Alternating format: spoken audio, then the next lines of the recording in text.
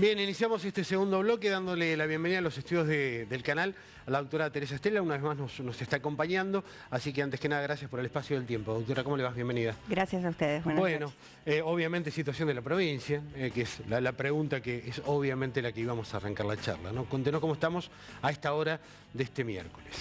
Hoy cerrando a esta hora, compañeros tratando de afinar los números para el reporte que en un rato más va a salir. Pero bueno, redondeando ya los 10.000 casos y con 4 ciudades que empiezan a, digamos, algunas ya vienen desde hace aproximadamente 2 meses trabajando muy fuerte con el aumento, el incremento sostenido de los casos que iniciamos en Comodoro Rivadavia y luego siguió Puerto Madryn, y esta semana con el conglomerado de Rawson Trelew con un incremento brusco y entendemos que se va a sostener en el tiempo, tal cual ha ido sucediendo en las otras ciudades, con algún impacto en localidades vecinas como la localidad de Gaiman. Mientras que la cordillera todavía está en una realidad muy diferente, en una etapa de contención con casos aislados que van apareciendo y que tienen que ver todos con algún nexo relacionado a viajero o a residente de la zona que se traslada a áreas donde ya el virus está en circulación comunitaria sostenida. Estos 10.000 casos que usted hacía mención son los totales, ¿verdad? Total acumulado de toda la provincia. Sí. ¿Y activos? Es importante destacar que los acumulados, del mismo modo que los activos, tienen una diferencia entre el reporte nacional y lo que nosotros vamos relatando, contando día a día, y esto tiene que ver con las dificultades en la carga de datos, en el volumen de trabajo que requiere la carga del sistema nacional. Por eso estamos trabajando en esta semana con el nivel justamente de vigilancia de Nación para poder acortar esa brecha y poder tener los números más cercanos a la realidad posible. Claramente los reales son los que contamos nosotros o los que más se acercan a la realidad, porque en la medida en que crece el volumen de casos, esa diferencia entre lo que uno conoce reportado y lo que existe empieza a variar, pero es, digamos, el número más acertado. ¿Pasamos hoy los 5.000 activos? Probablemente. ¿Y los recuperados? Los recuperados van siendo un poco menos. Estamos trabajando para ajustar justamente la información de alguna de las localidades, como puede ser concretamente la de Comodoro Rivadavia, por el volumen que va surgiendo. Sin embargo, lo que predomina son las formas leves, y entonces entendemos que los recuperados van a ir dinámicamente aumentando en la proporción en la que vayan recuperándose después de esos 10 días que uno considera de actividad de la enfermedad. ¿Cómo es la composición de los activos hoy en la provincia en cuanto a sexo, edades? Si se puede hablar ya de una estadística, de un dato matemático, ¿no? La proporción se mantiene desde inicio de la pandemia y eso se repite y se replica en los números también de otras regiones, de otras jurisdicciones y el global nacional.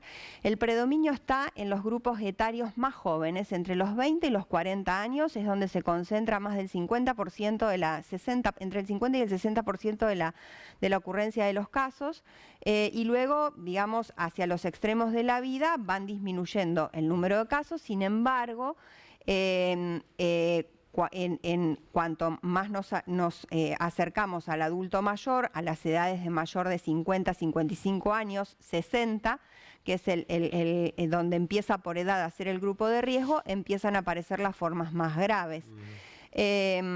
Y ese grupo que predomina es el laboralmente activo, el reproductivamente activo, y es el que, digamos, mayoritariamente, exacto, tiene una vida social, económicamente más activa que el resto de los grupos, y es el grupo, digamos, que transporta o traslada, digamos, cuando hablamos de que el virus se mueve y que se traslada con nosotros, predominantemente ese es el grupo que afecta. Esto, bueno, ustedes lo analizan obviamente desde otra perspectiva.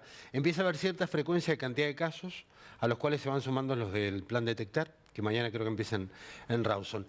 ¿Ya se habla de proyecciones de máxima y en qué lapso? Ya podemos comenzar a identificar que en alrededor, esto es un número, digamos, estimativo, alrededor del 40% de la notificación de esta semana correspondió a la estrategia Detectar. Eso es sumamente importante porque la estrategia Detectar viene digamos, a complementar las actividades que ya se venían realizando de control de foco, de identificación de un caso y del trabajo de identificación de los contactos estrechos y el aislamiento de las personas en el territorio en la búsqueda activa. De manera que en las próximas 2 semanas uno esperaría encontrar, digamos, una disminución significativa de los casos que vayan apareciendo y, por supuesto, la proporción de internación. Digamos, esta estrategia apunta a eso, a, digamos, descomprimir aquellos sistemas de salud que están en extrema tensión, como sucede básicamente en las ciudades de Comodoro Rivadavia y de Puerto Madryn, intentando justamente eso, disminuir el número de personas afectadas. Y en ese sentido es importante destacar que tiene como un objetivo teórico de reducir en un 50% la probabilidad de. Entonces, hoy por hoy hemos visto que en números groseros, cuando se sale a rastrillar, cuando se sale puerta a puerta, el 50% de las casas son efectivas. Esto significa golpeamos en 10 casas, 5 nos atienden. Y en esa proporción, un número de alrededor de un 20%, un 30% de sintomáticos de las personas totales relevadas. Entonces, entendiendo que tenemos 50% de efectividad en identificación de población y que tenemos un 20, un 30% de personas afectadas que resultan positivas, de las cuales luego se desprenden los contactos estrechos que confirmamos a partir del criterio clínico epidemiológico. ¿Qué significa eso? Detectar no es testear, esto es sumamente importante dejarlo claro. Detectar es identificar el caso y a partir de ahí poder conocer cuáles son las personas que rodean a ese caso y que tienen clínica compatible. Lo característico hoy es la anosmia y la ageusia, esas palabras que aprendimos cuando empezó la pandemia, que es la pérdida de olfato y del gusto. Eso hoy por hoy son síntomas que son sumamente característicos y verdaderamente difícilmente encontremos otras causas relacionadas que sean diferentes del COVID. Entonces, en esta instancia de pandemia, donde ya tenemos la circulación comunitaria en las localidades, el diagnóstico es clínico. Esa persona que presenta pérdida brusca del olfato y del gusto no necesita hacerse el test. Exactamente. Puede acompañarse de algún otro síntoma relacionado de los que conocemos del COVID. Se lo contamos a los que nos estén viendo. Si les pasa esto inmediatamente, ¿qué hacer? ¿Aislamiento? Exacto. ¿Hay que avisar? Hoy por hoy hay que avisar. Porque el sistema trata, digamos, en esa máxima tensión en la que está trabajando con, digamos, un gran volumen de trabajo y, por supuesto, el retraso en contactar a las personas y el retraso en poder empezar el seguimiento, hay que avisarlo. Porque además suceden algunas cuestiones que hay que considerar. Si yo acudo directamente a un laboratorio a hacerme un estudio o presento anosmia y digamos, pérdida del gusto y del olfato y no aviso, no hay modo que el sistema se entere. Nos ha sucedido algún reclamo de llamada que no me llamaron y no me contactaron, pero nadie se enteró.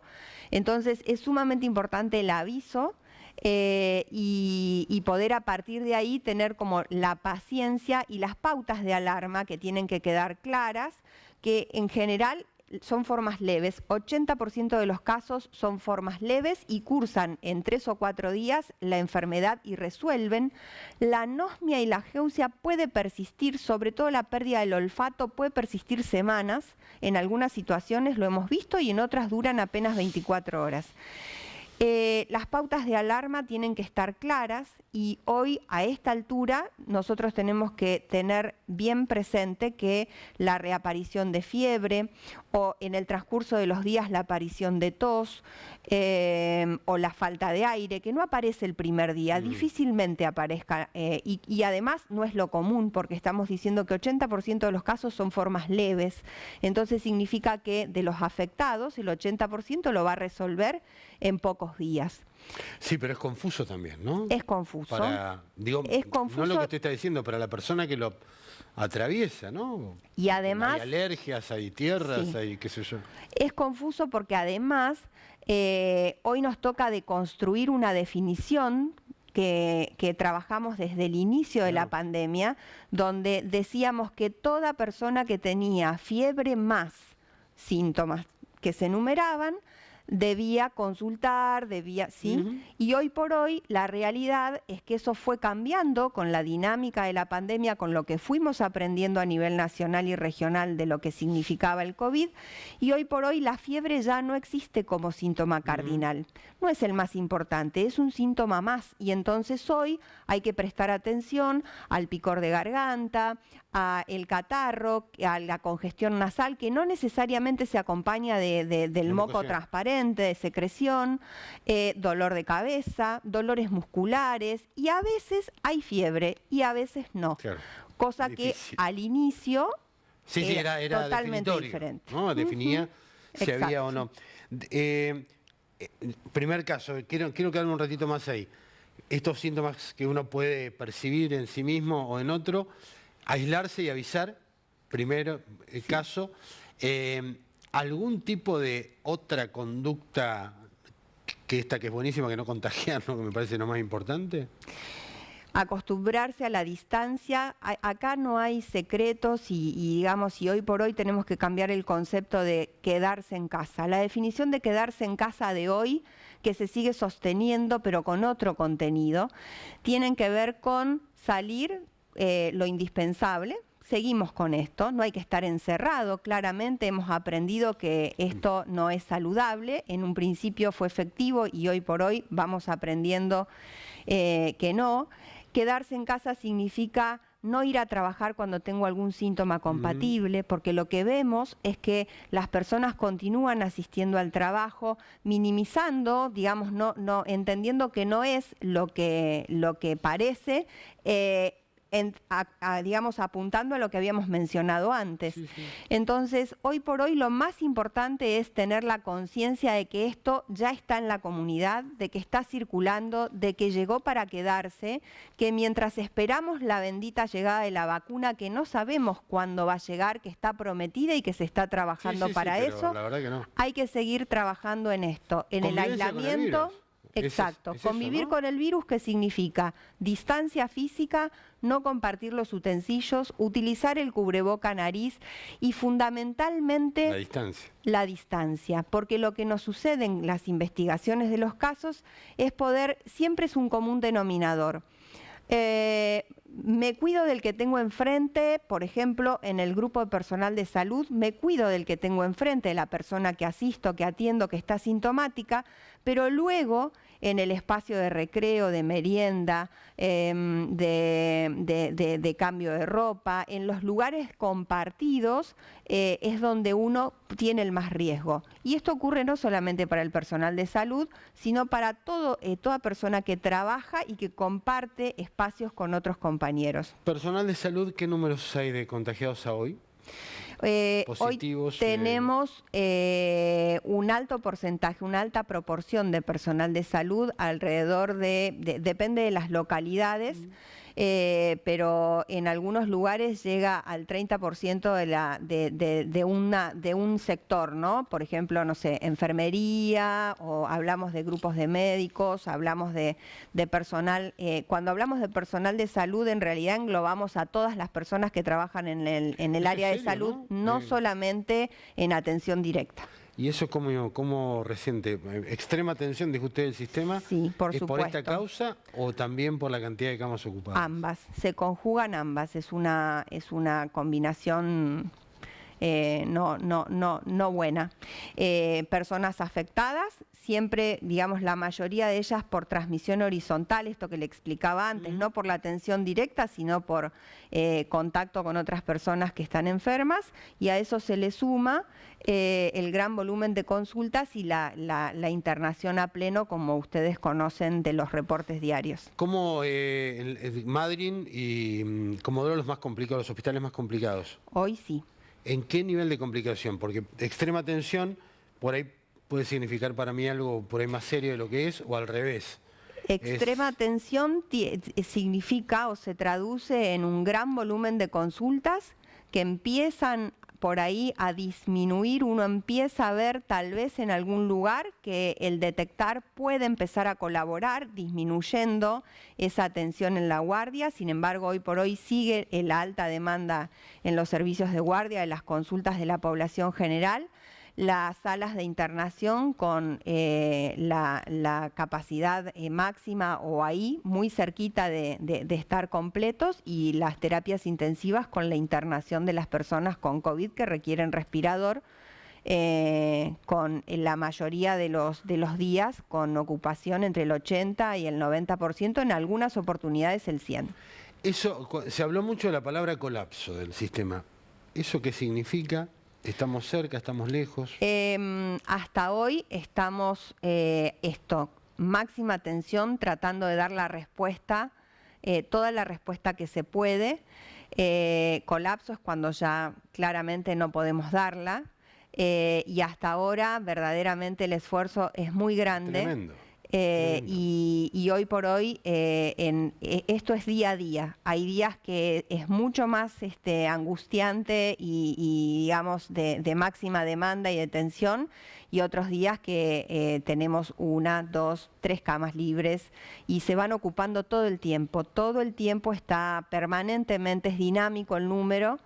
Y hoy por hoy Comodoro Rivadavia lleva ya varias semanas de trabajo intensivo con personas en alguna oportunidad, en algunas mañanas, donde el reporte a primera hora dice que hay 2, 3 personas esperando para internarse, y en Puerto Madryn hay mañanas en que escuchamos lo mismo.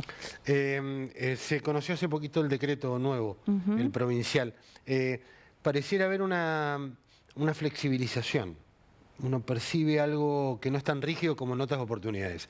Esto tiene que ver con el aumento de los casos, aunque parezca una locura, porque digamos, ya estamos en esta idea de la convivencia con el virus. Esa es la lógica que tiene. Aquí en Madryn podrán los restaurantes atender gente, los gimnasios volver a abrir.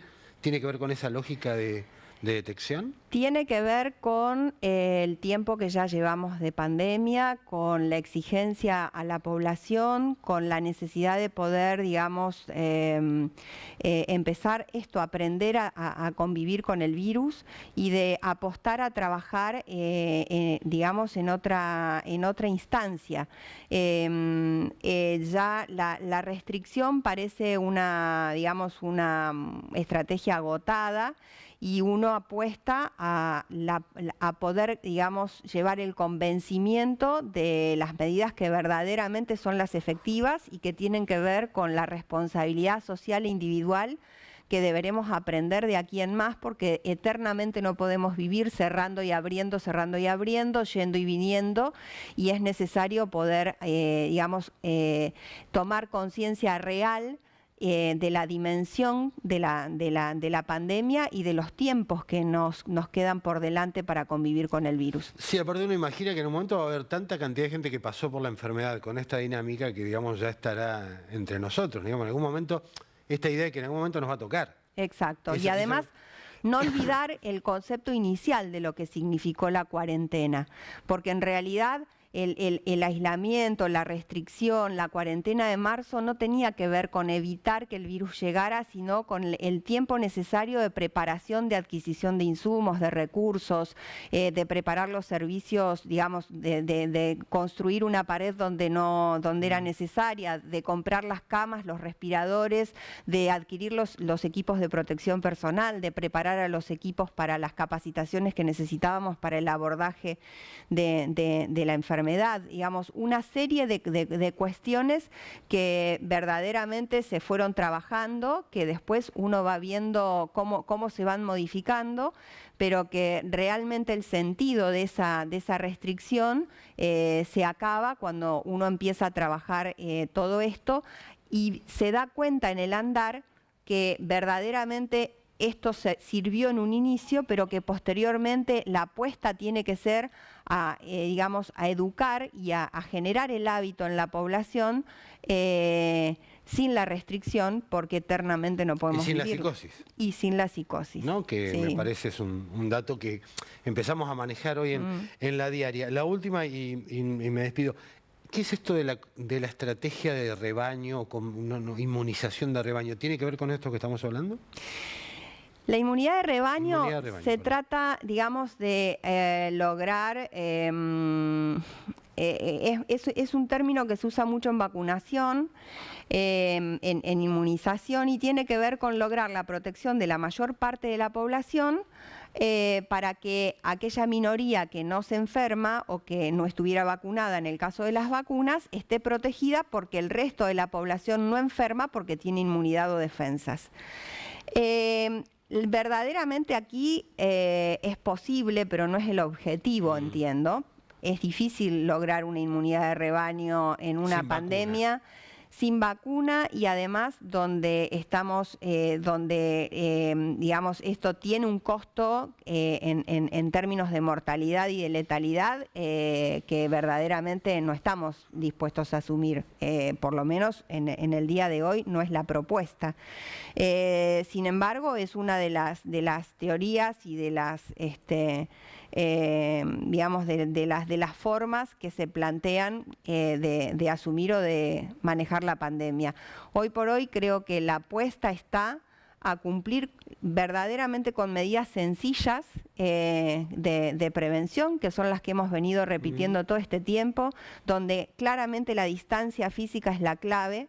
Y por supuesto luego acompañada del lavado de manos, el alcohol y de la distancia, digamos, social comprometida. Esto es, yo puedo tal vez hoy, este fin de semana, saludar a la familia con una distancia y sin juntarse, ¿sí? Puedo pasar, saludar y no generar una reunión familiar multitudinaria donde en este momento no es lo recomendable porque tenemos claramente la circulación prohibido, ¿no? del virus. Reunión social y... Las reuniones sociales desde el nivel nacional, digamos, y eso está enmarcando luego las definiciones. Viene el Día de la Madre y seguramente la pregunta será esa. Gracias por la visita y feliz día también el domingo. Muchas gracias. Y por el trabajo extensivo a los compañeros de trabajo y compañeras que se están deslomando realmente en el día a día. Sí, uno es la cara visible, pero verdaderamente un montón. Es cocineros, cocineras, asistentes, la verdad que es fuerte. Gracias, Teresa. Bueno, una nueva forma de encarar la pandemia que nos acaba de relatar la doctora Teresa Estrella. Vamos a hacer la pausa, nos vamos a meter en otros temas más políticos, pero que hacen a esto también, porque ustedes saben que en el área sanitaria hay un conflicto que por algún momento resintió el sistema de salud, hay demoras en el tema del pago de salario, y bueno, es un tema que también está en la agenda de Sin Hilo en el día de hoy. Hacemos la pausa y ya volvemos.